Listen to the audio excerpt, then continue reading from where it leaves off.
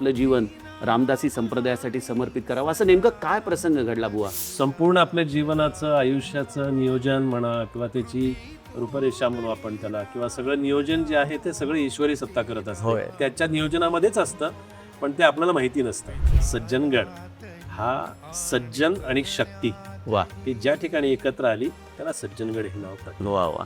ते समर्थ असं म्हणतात, आधी ते करावे कर्म, कर्म मार्गे उपासना, उपासका सापडे ज्ञान, ज्ञाने मोक्षची पावणे. कर्म म्हणजे काही नाही बाळांनो, म्हणजे मला तरुणाला सांगावं असं वाटतं की तुम्ही नित्य दैनंदिन जीवनामध्ये जे रोज काम करता, आणि हे काम सुद्धा ईश्वरानं तुमच्यासाठी नियोजन केलेलं आहे, या ते भूमिकेतून काम ते करा. करणं, त्या भूमिकेतून काम करणं हाच कर्मयोग आहे. खरंय. उपासना याचा अर्थ की तुम्ही देवापुढे बसून नामस्मरण करणं म्हणजेच केवळ उपासना आहे का? तर नाही. पण उपासना म्हणजे काय?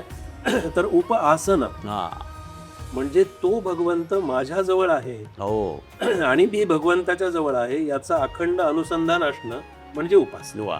राम म्हणजे फक्त काही एक प्रतिमा, राम म्हणजे फक्त एक मूर्ती, खरंय. राम म्हणजे फक्त एक असं राम लक्ष्मण सीतामाई म्हणजे असं पण राम म्हणजे आपल्यामध्ये असणारी चेतना, राम म्हणजे आपल्यामध्ये असणारं सामर्थ्य, खरंय. राम म्हणजे आपल्यामध्ये असणारी जी काही सद्विचाराची एक भावना निर्माण होते, चांगलं कर्म करण्याची इच्छा मनामध्ये निर्माण खरंय. होते, आणि ही इच्छा म्हणजे राम आहे. समर्थांनी उगीच आपल्या मनाची खुशामत करण्यासाठी मना सज्जना म्हटलंय का मन खरंच सज्जन आहे? माझं स्वतःचं मत असं की मन सज्जनच आहे. की तुम्ही जर एखादं मनाला काम सांगितलं किंवा मनाला एक तुम्ही नियोजन करायला सांगितलं, बरोबर. तर मनाचा स्वभाव एक चांगला आपल्याला दिसतो की मन तुम्हाला कधीही त्याच्यामध्ये पुन्हा प्रतिप्रश्न करत नाही की मीच हे का करायचं.